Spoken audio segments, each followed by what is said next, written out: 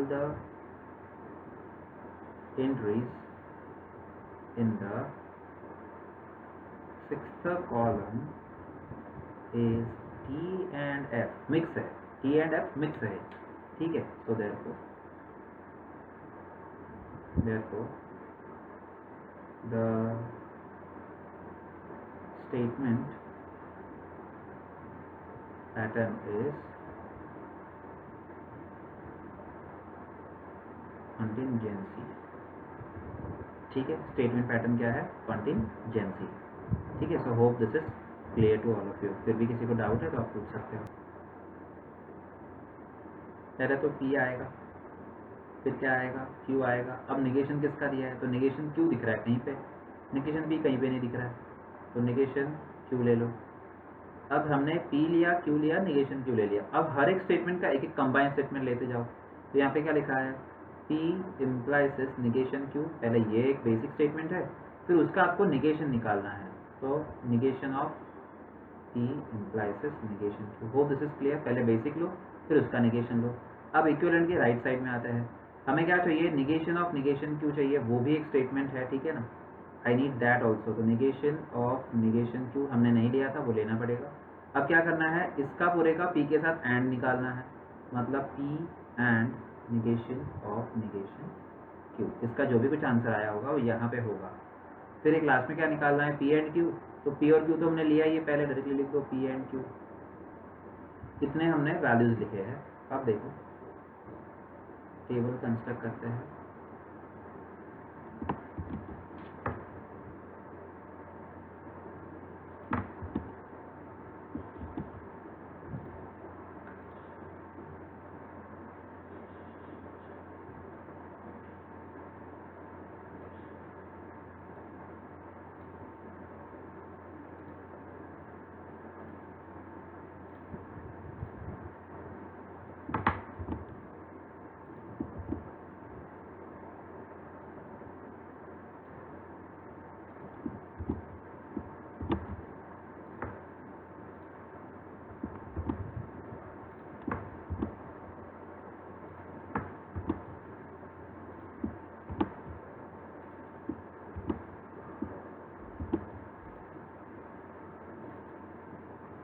ठीक है, इसको रहने दो ऐसे, कोई बात नहीं, चलेगा. वो तो कोई इतना खास प्रॉब्लमेटिक नहीं है.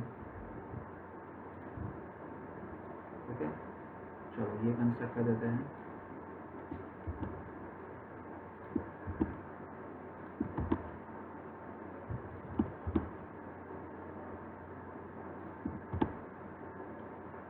ठीक है, यहाँ पे एक और कॉलम ऐड करना था, बट ठीक है, चलो कोई इशू नहीं है. पहले तो P का स्टेटमेंट से वर्क करते हैं.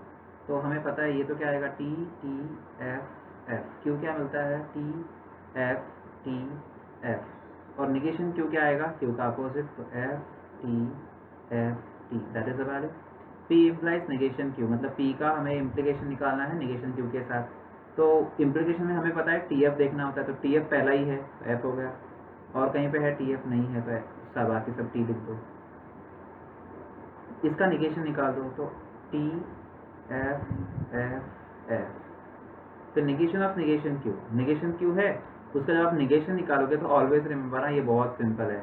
क्या मिल जाएगा? Q. Q के स्टेटमेंट को वापस से लिख दो.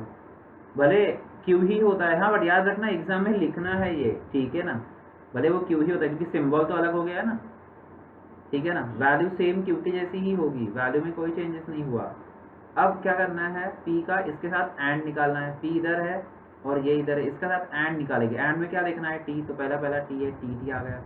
दूसरा F है, फिर और T है, नहीं है, तो F ही आएगा.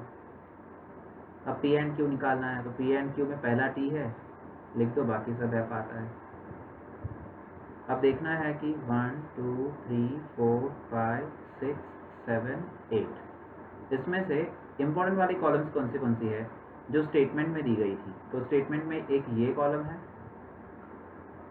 स्टेटमेंट में ये एक कॉलम है, और स्टेटमेंट में ये एक कॉलम है. इन तीनों की वैल्यू अगर सेम है तो स्टेटमेंट पैटर्न क्या है? इक्वल है. ठीक है. सो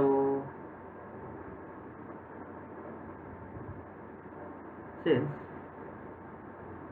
entries in the 5th, 7th and एथ कॉलम, देखो ध्यान से एंट्रीज तीनों कॉलम में क्या डिफर है, कुछ किसी में कुछ चेंजेस है कि सेम है, सब में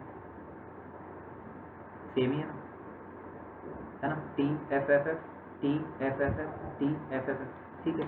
सो since entries in the 5th, 7th and 8th column are identical, मतलब सेम है, therefore negation of P implies negation Q is equivalent to P and negation of negation Q, P and negation of negation Q equals to P and Q.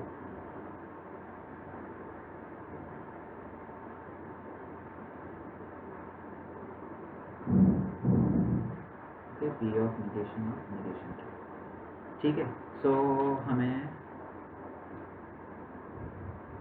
ठीक है ना, P implies Q, और ये statement सबसे पहले हमने क्या लिया, P Q, फिर P implies Q, basic statements, हाँ एक एक ब्लॉक्स हमने लेते गए, ठीक है ना। तो ये आ गया नाउ फर्दर,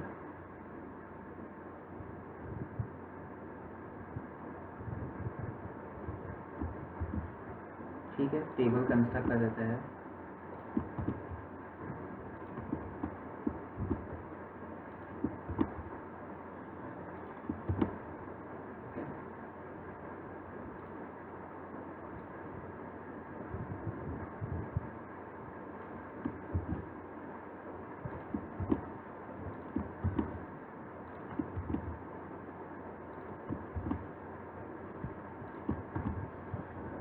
देखो T T F F T F T F P double implication Q, दोनों इनपुट सेम होगा तो आउटपुट T आएगा, T T है तो T आएगा, F F है तो T आएगा, बाकी सब फॉल्स आएगा। P implies Q, T F है तो F आएगा, बाकी सब T।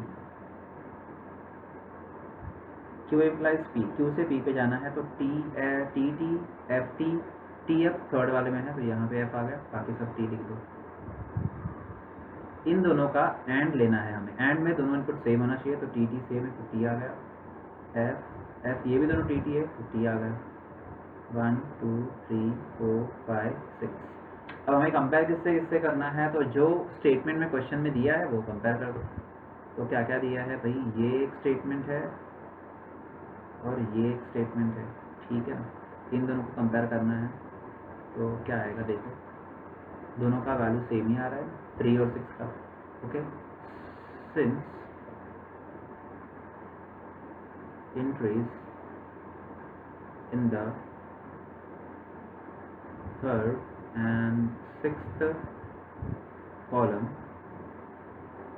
are identical, therefore P double implication Q and P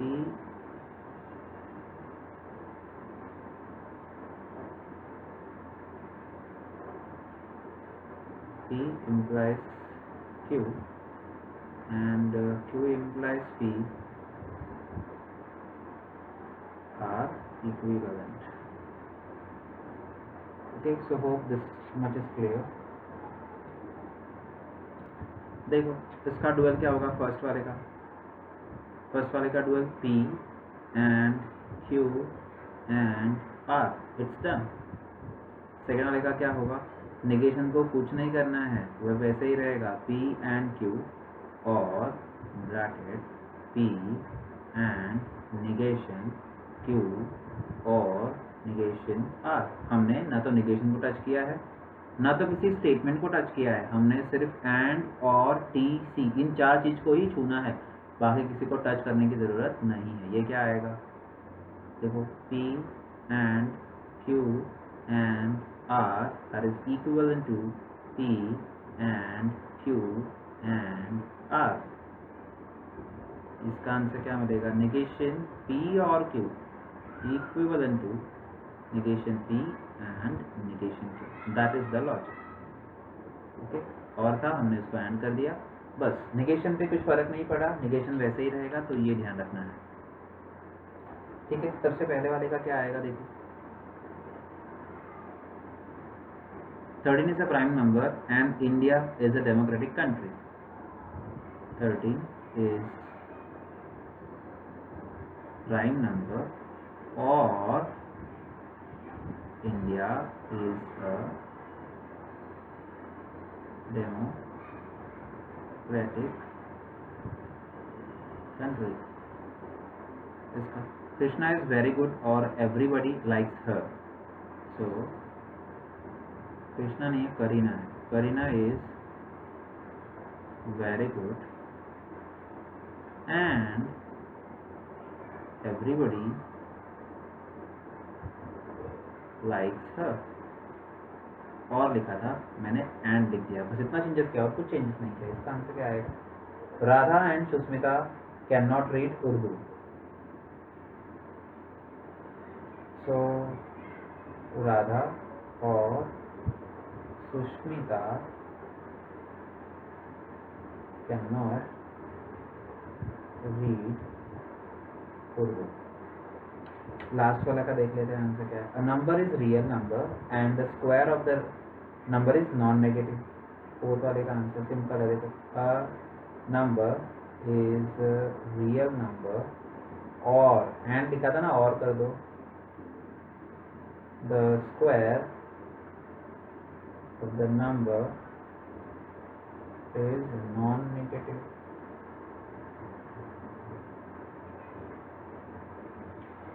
ठीक है. सो